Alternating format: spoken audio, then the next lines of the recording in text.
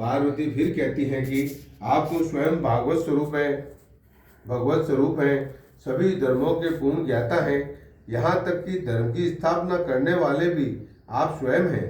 आप सर्वशक्तिमान हैं। फिर आपका यह कौन सा नियम है, कौन सा व्रत है जिसके अनुसार आप किसी को नमस्कार करते हैं? यदि आपसे भी कोई श्रेष्ठ है तथा आपका भी कोई गुरु है जिसको नमस्कार करने का आपने व्रत ले रखा है, तो कृपा करके ऐसे उत्तम गुरु का महात्म्य मुझे बताइए, जिससे मेरी शंका का निवारण हो सके। मैं उस गुरु की महिमा जानना चाहती हूँ। अनुवाद। इस प्रकार पार्वती देवी द्वारा बार बार प्रार्थना किए जाने पर महादेव महेश्वर ने अनंतर में खूब प्रसन्न होते हुए पार्वती से इस प्रकार कहा। व्याख्या। पार्वती के बार बार प्रार्थना करने पर महादेव महेश्वर अंदर से बहुत प्रसन्न हुए। जब कोई जिज्ञासु ज्ञान प्राप्ति के लिए किसी सद्गुरु से तत्व ज्ञान की जिज्ञासा करता है तो गुरु को हार्दिक प्रसन्नता होती है तथा वह अपना संपूर्ण ज्ञान उसे देना चाहता है। पार्वती की जिज्ञासा से ही भगवान शिव ने गुरु की महिमा का उसके सामने वर्णन किया। इस संसार में गुरु की क्या महिमा है, कौन गुरु होता है, गुरु का क्या कर्तव्य है, शिष्य कैसा होना चाहिए, किसको उपदेश देना व किसको नहीं देना, कौन सद्गुरु हो सकता है, आदि अनेक रहस्यों को भगवान शिव ने पार्वती को बताए। गुरु महिमा का ऐसा वर्णन अन्यत्र कहीं नहीं मिलता। अतः शिव पार्वती का यह संवाद अति महत्वपूर्ण बन गया। अनुवाद। श्री महादेव जी ने कहा, हे देवी, यह तत्व रहस्यों का भी रहस्य है, इसलिए कहना उचित नहीं। पहले किसी से भी नहीं कहा, फिर भी तुम्हारी भक्ति देखकर यह रहस्य कहता हूँ। व्याख्या। गुरु शब्द भारतीय संस्कृति की ही देन है, जिसका विशेष अर्थ है पश्चिम में केवल टीचर शिक्षक शब्द है तथा थियोसॉफी ने मास्टर्स शब्द का प्रयोग किया है, किंतु गुरु शब्द का विशेष अर्थों से में ही प्रयोग किया जाता है तथा भारत में सर्वत्र इसी की महिमा कही गई है। भारत में कोई भी ज्ञानी ऐसा नहीं है जिसने गुरु महिमा का वर्णन नहीं किया हो। गुरु बिन ज्ञान न होई, ज्ञान का प्रदाता गुरु ही होता है, इसलिए गुरु की महिमा अपार है। श्री महादेव जी पार्वती जी से कहते हैं कि यह रहस्यों का भी रहस्य है, जिसे सर्व सामान्य के सामने प्रकट नहीं किया जा सकता। गुड़ का स्वाद खाने वाला ही जान सकता है, इसलिए गुरु के माध्यम से जिसे ज्ञान हुआ है वही इसकी महिमा का वर्णन कर सकता है। अन्य ज्ञानी जन इसके महत्व को नहीं समझ सकते, इसलिए उसके महत्व एवं महिमा का वर्णन करना उचित भी नहीं है। इस रहस्य को मैंने पहले कभी किसी से नहीं कहा है। ज्ञान प्राप्ति के लिए गुरु की अनिवार्यता है, इसलिए जो ज्ञान प्राप्ति की जिज्ञासा करता है उसके लिए इसका महत्व जानना आवश्यक है। इसी कारण हे पार्वती, तुम्हारी भक्ति देखकर मैं इस रहस्य को तुम्हारे सामने प्रकट कर रहा हूँ, इसे ध्यान से सुनो। अनुवाद। हे देवी, तुम मेरा ही स्वरूप हो, इसलिए यह रहस्य तुमको कहता हूँ। तुम्हारा यह प्रश्न लोक का कल्याण कारक है। ऐसा प्रश्न पहले कभी किसी ने नहीं किया। व्याख्या। महादेव जी पार्वती जी से फिर कहते हैं कि हे देवी, तुम मेरा ही स्वरूप हो। मैं यदि शिव हूँ तो तुम मेरी ही शक्ति रूपा हो। शिव और शक्ति सदा से ही अभिन्न रहे हैं। शक्ति के बिना शिव भी स्वरूपी है तथा शिव के बिना शक्ति क्रियाहीन है। तुम्हारा व मेरा अनादि संबंध है। तुम मुझ शिव का ही स्वरूप हो, इसलिए इस रहस्य को मैं केवल तुमसे कहता हूँ। तुम्हारा यह प्रश्न लोक के लिए भी कल्याणकारक सिद्ध होगा, ऐसा मानकर मैं इस गुरु गीता की महिमा का वर्णन कर रहा हूँ। ऐसा प्रश्न पहले किसी ने भी नहीं किया। तुम्हारे तत्व ज्ञान की जिज्ञासा से ही मैं इसका कथन करके प्रसन्नता का अनुभव कर रहा हूँ। अनुवाद। जिसको ईश्वर में पराभक्ति उत्तम भक्ति होती है, जैसी ईश्वर में होती है वैसी ही भक्ति जिसको गुरु में होती है, ऐसे महात्माओं को ही यह कही हुई बात समझ में आएगी। व्याख्या। भगवान शिव फिर कहते हैं कि ज्ञानार्थी शिष्य में गुरु के प्रति पूर्ण श्रद्धा व भक्ति का होना आवश्यक है। यह भक्ति ऐसी ही होनी चाहिए जैसे उस परात्पर ब्रह्म तथा ईश्वर के प्रति होती है। ईश्वर प्राप्ति के लिए भक्ति ही एकमात्र साधन है, किंतु उस भक्ति का रहस्य तो कोई ज्ञानी गुरु ही बता सकता है, जिसने स्वयं ईश्वर को प्राप्त किया है। अन्य कोई भी इसके रहस्य को नहीं बता सकता। इसलिए गुरु की महिमा ही सर्वविदित है। श्रद्धा एवं भक्ति से रहित पुरुष को दिया गया यह उपदेश व्यर्थ ही सिद्ध होता है। जो व्यक्ति गुरु और ईश्वर में भेद देखता है, जो उसे शरीरधारी मनुष्य ही समझता है, उसको गुरु की महिमा का ज्ञान नहीं हो सकता। जीव को ईश्वर प्राप्ति का मार्ग बताने वाला केवल गुरु ही होता है। इसलिए गुरु का महत्व ईश्वर से भी बढ़कर हो जाता है। कबीरदास जी के शब्दों में यह गुरु भक्ति कैसी होनी चाहिए, इसका वर्णन भगवान शिव करते हुए कहते हैं कि यदि किसी में ऐसी भक्ति नहीं है तो उसे इसकी महिमा समझ में नहीं आएगी। भक्ति युक्त महात्मा ही इसके रहस्य को समझ सकते हैं। अनुवाद: जो गुरु है वे ही शिव हैं, जो शिव है वे ही गुरु हैं। दोनों में जो अंतर मानता है वह गुरु पत्नी गमन करने वाले के समान पापी है। व्याख्या: गुरु वही होता है जो तत्व ज्ञानी है, जो ईश्वर तत्व को प्राप्त हो चुका है, जिसे आत्मज्ञान हो चुका है, ईश्वर का साक्षात्कार हो चुका है। ऐसा गुरु शिव ईश्वर तुल्य ही है तथा जो शिव है वही गुरु रूप है। दोनों में अभेद संबंध स्थापित हो जाता है, फिर द्वैत भाव समाप्त हो जाता है।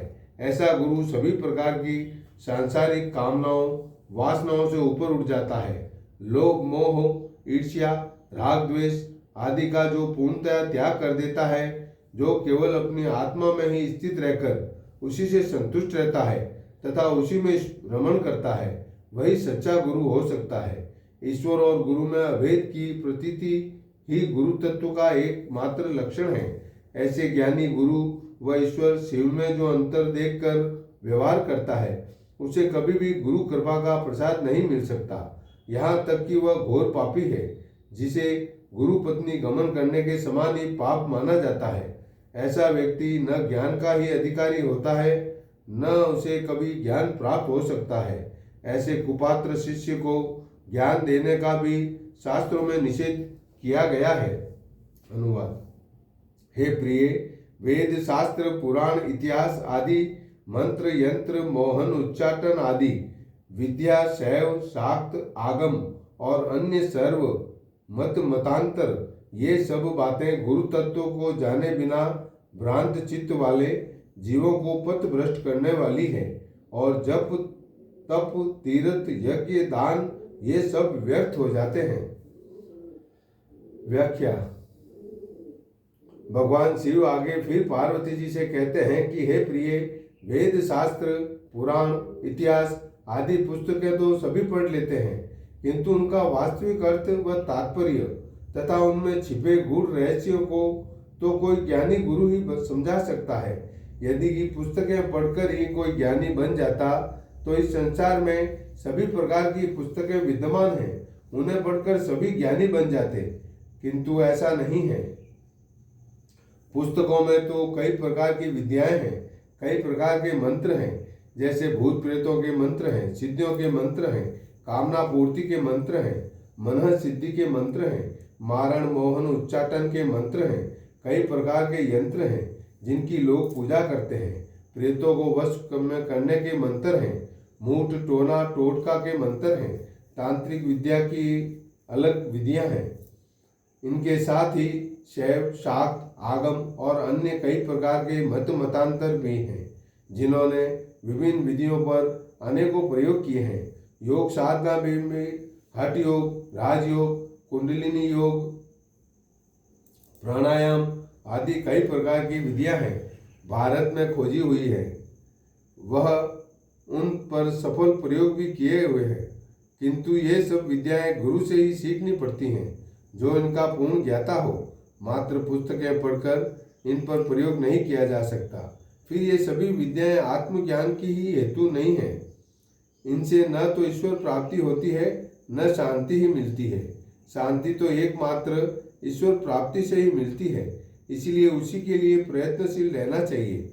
जो भ्रांत चित्त वाले बिना गुरु के इन विद्याओं को मात्र पुस्तकें पढ़कर प्रयोग करते हैं, वे पथभ्रष्टी होते हैं। वह कई तो पागल होकर घूमते ही रहते हैं।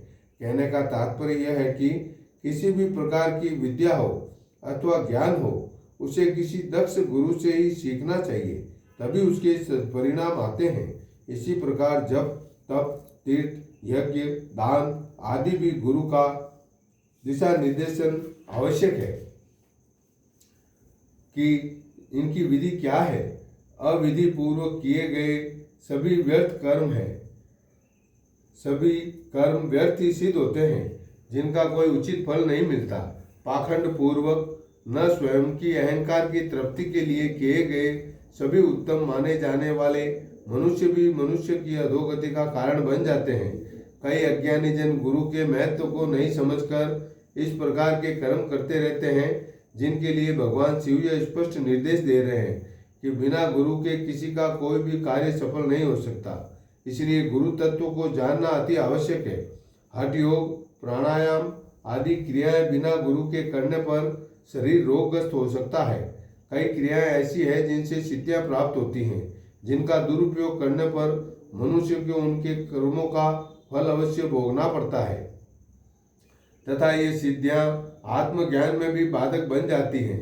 दक्ष गुरु से इन विद्याओं को सीखने पर सर्वप्रथम वह उसकी पात्रता की परीक्षा करता है, यम नियम का पालन कराकर उसकी चित्त शुद्धि कराता है। फिर वह उसकी कठिन परीक्षा लेकर ही गुरु विद्या का उपदेश देता है, जिससे उसके सदपरिणाम ही सामने आते हैं। प्रश्नोपनिषद में उल्लेख है कि एक बार 6 ऋषि पिपलाद महर्षि के पास ज्ञान प्राप्ति की जिज्ञासा से आए तथा वे अध्यात्म के गूढ़ रहस्यों को जानना चाहते थे। पिपलाद ने सर्वप्रथम उन्हें 1 वर्ष तक आश्रम में रखा। वह उन्हें नियम पूर्वक संयम पूर्वक रहने को कहा, जिससे उनके चित्त शुद्ध हो जाए। चित्त शुद्धि होने पर ही उनको तत्व ज्ञान का उपदेश दिया।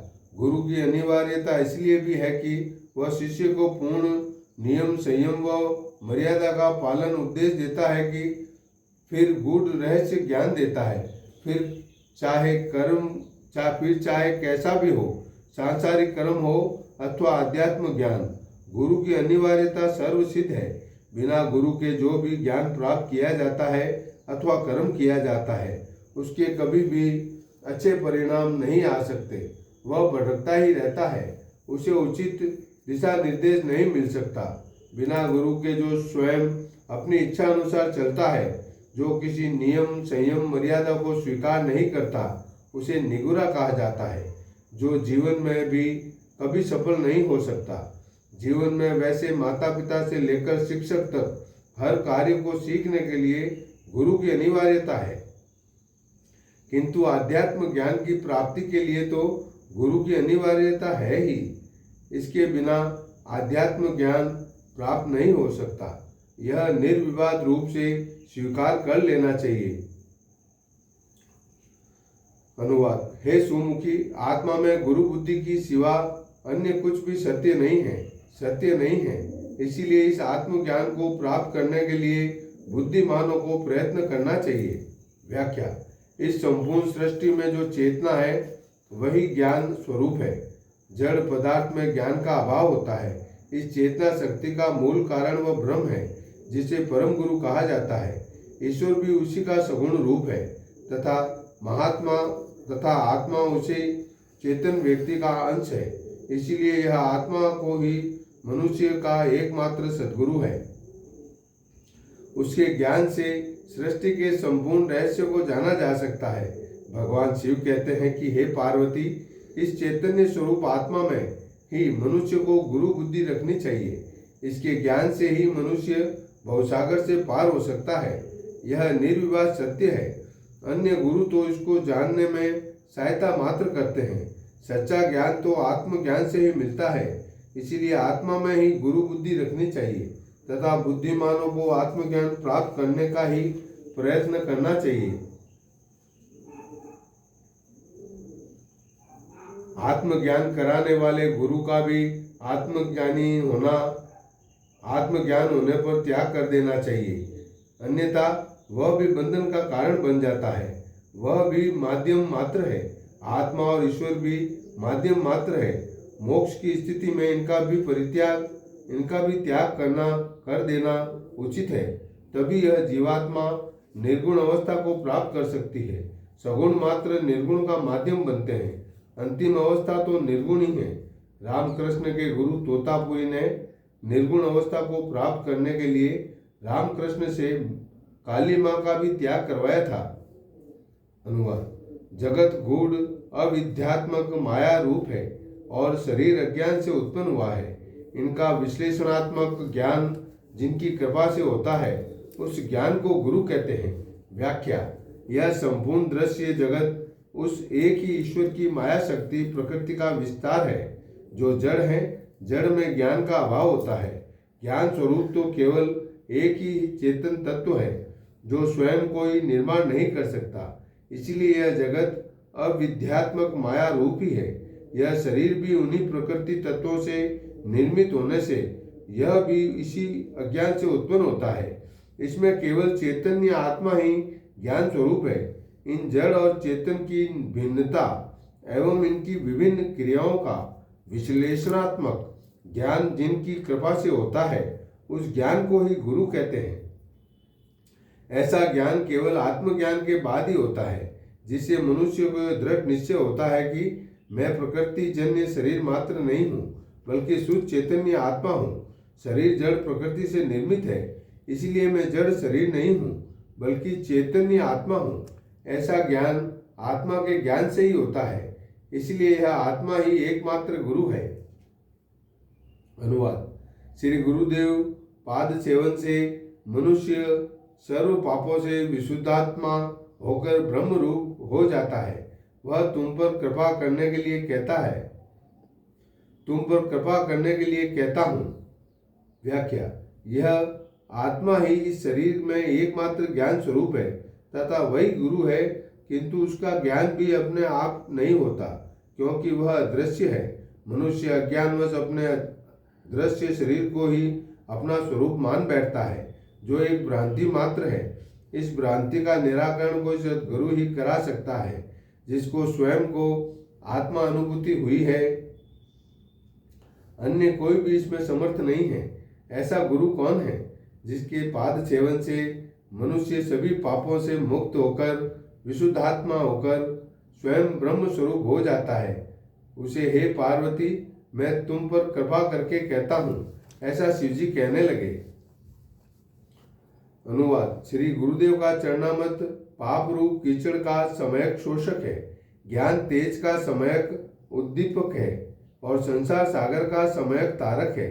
व्याख्या: अज्ञानवश मनुष्य इस संसार में ज्ञात एवं अज्ञात चाहकर अथवा अनचाहे स्वेच्छा से अथवा बाध्य होकर स्वार्थवश अथवा अचेतन की प्रेरणावश संस्कारोवश कई प्रकार के पाप कर्म कर बैठता है, जिनका फल उसे अवश्य भोगना पड़ता है।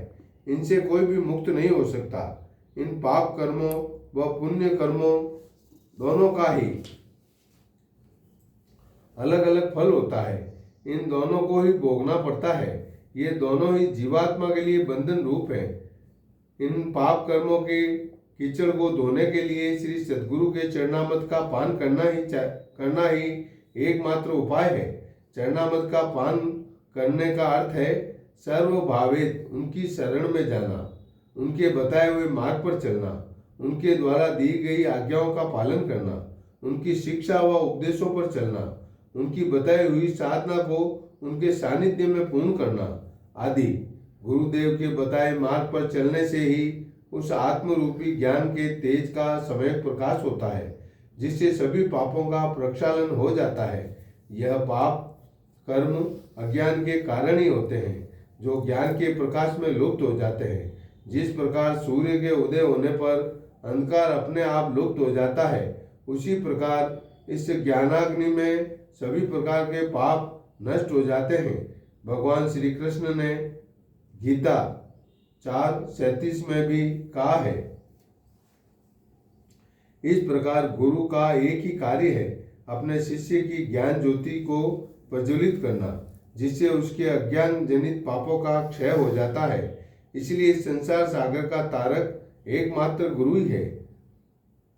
अनुवाद: अज्ञान की जड़ को उखाड़ने वाले, अनेक जन्मों के कर्मों का निवारण करने वाले, ज्ञान और वैराग्य को सिद्ध करने वाले श्री गुरुदेव के चरणामृत का पान करना चाहिए।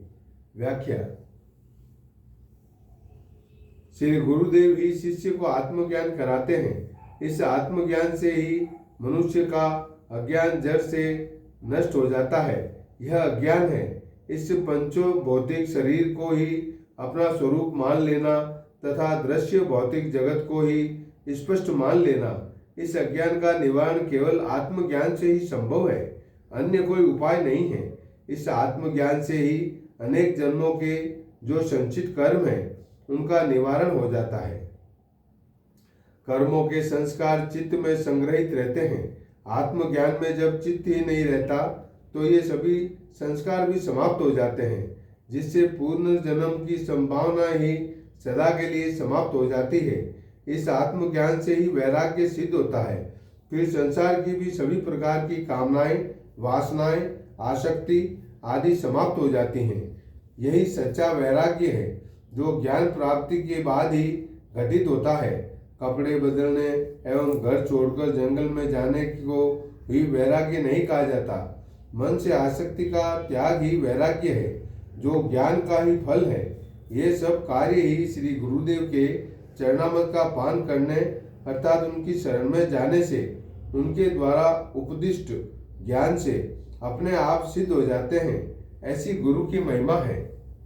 अनुवाद: अपने गुरु के नाम का कीर्तन अनंत स्वरूप भगवान शिव का नाम का ही कीर्तन है। अपने गुरुदेव के नाम का चिंतन अनंत स्वरूप भगवान शिव का ही चिंतन है। व्याख्या: जो गुरु आत्मज्ञान प्राप्त कर चुके हैं उनका शरीर से तादात्म्य छूट जाता है। वे आत्म चेतना के तल पर ही जीते हैं। आत्म चेतना और समिष्ट चेतना ईश्वर में कोई भेद नहीं है तथा वही शिव रूप है। इसीलिए ऐसे ज्ञानी गुरु एवं शिव में भेद संबंध हो जाता है तो अभेद संबंध हो जाता है, वे शिव रूप ही हो जाते हैं। ऐसे गुरुदेव का कीर्तन भी शिव का कीर्तन ही है तथा उनका चिंतन करना भी भगवान शिव का ही चिंतन है। शिव और जीव का भेद अहंकार के कारण ही ज्ञात होता है। जब अहंकार गिर जाता है तो शिव और जीव का यह मिथ्या भेद ही समाप्त हो जाता है। ऐसी अवस्था प्राप्त होने पर गुरु स्वयं ब्रह्म स्वरूप अथवा शिव स्वरूप ही हो जाता है। अनुवाद: गुरुदेव का निवास स्थान ही काशी क्षेत्र है। श्री गुरुदेव का पादोदक ही गंगा जी है। गुरुदेव ही भगवान विश्वनाथ हैं और निश्चित ही वे तारक ब्रह्म हैं। व्याख्या: भारत में काशी क्षेत्र की बड़ी महिमा है। कहा जाता है कि कहीं भगवान शिव का स्थान है जहाँ शिव नित्य निवास करते हैं। यह भी कहा जाता है कि यह नगरी भगवान शिव के त्रिशूल पर बसी है। यहाँ देह त्यागने पर जीव मुक्त हो जाता है, इसीलिए इसे अभिमुक्त क्षेत्र कहते हैं। यहाँ देह त्यागने पर भगवान शंकर मरणोन्मुख प्राणी को तारक मंत्र सुनाते हैं, जिससे जीव को तत्व ज्ञान हो जाता है, जिससे उसके सामने अपना ब्रह्म स्वरूप प्रकाशित हो जाता है। यहीं पर प्रसिद्ध काशी विश्वनाथ का मंदिर है, जो 12 ज्योतिर्लिंगों में एक है। यहीं पर पतित पावनी गंगा है, जो जीव के पापों का नाश करने वाली है। ये भगवान विश्वनाथ ही तारक ब्रह्म है, जो संपूर्ण प्राणियों को मोक्ष प्रदान करते हैं। वे स्वयं शिव रूप हैं। काशी की गणना सप्तपुरियों काशी, कांची, हरिद्वार, अयोध्या, द्वारिका, मथुरा, उज्जैन में सर्वप्रथम होती है। ये सातों ही मोक्षदायक हैं। काशी की गणना पंचकाशी, वाराणसी, गुप्त काशी, उत्तर काशी, तैन्ना काशी, शिव काशी में भी प्रथम है। यह 51 सिद्ध पीठों में से एक है। काशी की इतनी महिमा होने के कारण भारत में यह प्रसिद्ध तीर्थ बन गया, किंतु भगवान शिव कहते हैं कि सबसे बड़ा तीर्थ तो गुरुदेव ही हैं, जिनके कारण व जिनकी कृपा से ये सब फल अनायास ही प्राप्त हो जाते हैं। जो गुरुदेव में पूर्ण श्रद्धा रखकर उनकी सेवा करता है तो उनका निवास स्थान ही काशी क्षेत्र बन जाता है। उनका चरणामत ही गंगा जी है। वे ही भगवान विश्वेश्वर हैं, जो तारक ब्रह्म है, जो सबको मोक्ष प्रदान करने वाले हैं।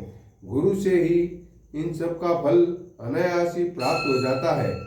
ऐसे श्री गुरु की महिमा है। अनुवाद। गुरुदेव की सेवा ही तीर्थराज कहा गया है। गुरुदेव का शरीर अक्षय वट वृक्ष है। गुरुदेव के श्री चरण भगवान विष्णु के ही श्री चरण है। वहाँ लगाया हुआ मन तदाकार हो जाता है। व्याख्या। बिहार में गया को पितृतीर्थ कहा जाता है। यह तीर्थराज है। यहाँ पितृ श्राद्ध करने का विधान है। याज्ञवल्क्य स्मृति में लिखा है कि गया श्राद्ध करने से पीछे की और आगे की 10-10 पीढ़ियों का उद्धार हो जाता है। गया में पिंडदान करने से पितरों को अक्षय तृप्ति होती है। गया में भी तीर्थों का सानिध्य है, इसीलिए इसे तीर्थराज कहा जाता है। यह भी 51 सिद्ध क्षेत्रों में है। गया में ही फल्गु नदी के पास ही विष्णुपद का स्थान है तथा समीप ही अक्षय वट है। जहाँ भी पिंडदान किया जाता है इनसे पितरों को मुक्ति मिलती है।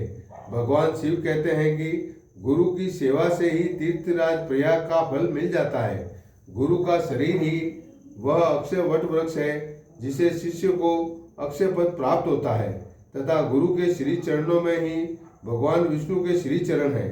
ऐसे जीवंत तीर्थ को छोड़कर अन्य किसी तीर्थ का सेवन किया जाए, मुक्तिदाता केवल गुरु ही हैं, जिनमें मन लगाने से मन ईश्वर के तदाकार हो जाता है। यही जीव की परम सिद्धि है। अनुवाद। ब्रह्म श्री गुरुदेव के मुखारविंद वचनामृत में स्थित है। वह ब्रह्म उनकी कृपा से प्राप्त हो जाता है। इसीलिए जिस प्रकार स्वेच्छाचारी स्त्री अपने प्रेमी पुरुष का चिंतन करती है, उसी प्रकार सदा गुरुदेव का ध्यान करना चाहिए। व्याख्या। ब्रह्म इस माया शक्ति से परे है, जो अव्यक्त है, अनादि है, अज्ञेय है, अनिवर्चनीय है, सूक्ष्मातीत सूक्ष्म है। उसे देखा नहीं जा सकता, किंतु उसकी अनुभूति होती है। इस अनुभूति को कराने वाला केवल गुरु ही है, जो शिष्य को उसकी चित्त शुद्धि कराने के बाद गुरु वाक्य तत्वमसि रूप में कराता है। इसे हृदयंगम कर शिष्य स्वयं अपने को ब्रह्म स्वरूपी अनुभव करने लगता है। यही अनुभव उसकी मुक्ति का कारण बनता है, जिससे उसकी सभी प्रकार की भ्रांतियां का निराकरण हो जाता है। वह अपने सत्य स्वरूप में प्रतिष्ठित हो जाता है। ऐसा वचनामृत गुरुदेव के मुखारविंद से निकलने पर ही शिष्य धन्य हो जाता है। इसलिए गुरु का वचन ही ब्रह्म स्वरूप है। ब्रह्म की ही यह अनुभूति केवल गुरु कृपा से ही होती है।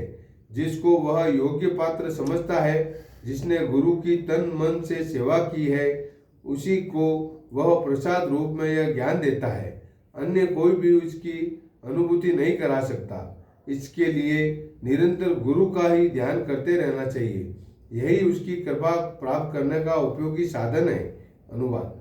अपने आश्रम, ब्रह्मचर्य ग्रस्त, वानप्रस्थ संन्यास, अपनी जाति, अपनी कीर्ति, लोकप्रियता, पद प्रतिष्ठा, पालन पोषण, यह सब छोड़कर गुरुदेव का ही संपर्क आश्रय लेना चाहिए। व्याख्या। तत्व ज्ञान एवं आत्मज्ञान के लिए केवल गुरु का ही सम्यक आश्रय लेना चाहिए। थोड़ा उठ लो वसंत साहब, तो एक ही जगह ले लीजिए। उनके अतिरिक्त अन्य कोई भी इस कार्य को नहीं कर सकता। ज्ञानी गुरु ही ज्ञान का मार्ग दिखा सकता है। अतः उसे उसी की शरण जाना उचित है। उसकी शरण जाने के लिए व्यक्ति चाहे किसी भी आश्रम वाला हो, ज्ञान प्राप्ति के लिए उसका भी त्याग कर देना चाहिए। अपनी जाति एवं अपनी कीर्ति, यश, प्रशंसा, प्रतिष्ठा आदि के अहंकार का भी त्याग कर देना चाहिए। ये सब ज्ञान प्राप्ति में बाधा स्वरूप ही है। आत्मज्ञान के सभी अधिकारी हैं। इसमें जाति, वर्ण, आश्रम आदि का भेद नहीं है। इन सब के विचार मन से त्याग कर एकमात्र गुरुदेव का ही आश्रय लेना चाहिए। अनुवाद। विद्या गुरुदेव के मुख में रहती है और वह गुरुदेव की भक्ति से ही प्राप्त होती है। यह बात तीनों लोकों में देव, ऋषि, पितृ और मानवों द्वारा स्पष्ट रूप से कही गई है। व्याख्या: गुरु की महिमा सर्वत्र कही गई है। तीनों लोकों में स्थिति देवतागण, ऋषि मुनि, पितृ एवं मनुष्य आदि सभी गुरु की महिमा को जानते हैं। वह उन्हीं का बखान करते रहते हैं। बिना गुरु के आज तक कोई ज्ञानी नहीं बना, न कोई मुक्त हुआ। नचिकेता के गुरु यमराज, जनक के गुरु अष्टावक्र, कबीर के गुरु रामानंद, शंकराचार्य के गुरु गोविंदापादाचार्य, मीरा के रैदास, श्री राम के गुरु वशिष्ठ, विवेकानंद के रामकृष्ण, शिवाजी के रामदास, दयानंद के विराजानंद, ज्ञानेश्वर के निवृत्तिनाथ आदि गुरुओं ने ही अपने शिष्यों की ज्ञान ज्योति को प्रज्वलित किया, जो महानता को प्राप्त हो सके। बिना गुरु के कोई भी इस उच्चता को प्राप्त नहीं हो सकता। ये विद्याएं दो प्रकार की हैं, परा और अपरा। अपरा विद्याएं सांसारिक विद्याएं हैं जो संसार में सुख पूर्वक जीने के लिए कला सिखाती हैं, तथा दूसरी है परा विद्या जो आत्मज्ञान की हेतु है। इस विद्या को पुस्तक से नहीं जाना जा सकता, न किसी से सीखा जा सकता है। केवल वही गुरु इसके रहस्य को बता सकता है जिसने स्वयं आत्मज्ञान प्राप्त किया है। ऐसे गुरु के वचन ही मनुष्य का कल्याण करने वाले हैं। इसलिए कहा जाता है कि वह विद्या गुरु के मुख में ही रहती है, किंतु ऐसी अमूल्य वस्तु वह हर किसी को बांटता नहीं फिरता। वह किसी योग्य पात्र को उसकी कठिन परीक्षा करके ही जब वह संतुष्ट हो जाता है कि वह योग्य पात्र है तथा उसको दुरुपयोग नहीं करेगा, तभी वह उसकी भक्ति व सेवा से प्रसन्न होकर प्रसाद रूप में देता है। इसे किसी को भी भिक्षा रूप में नहीं दी जा सकती। भिक्षा के रूप में कोई हीरे नहीं बांटता।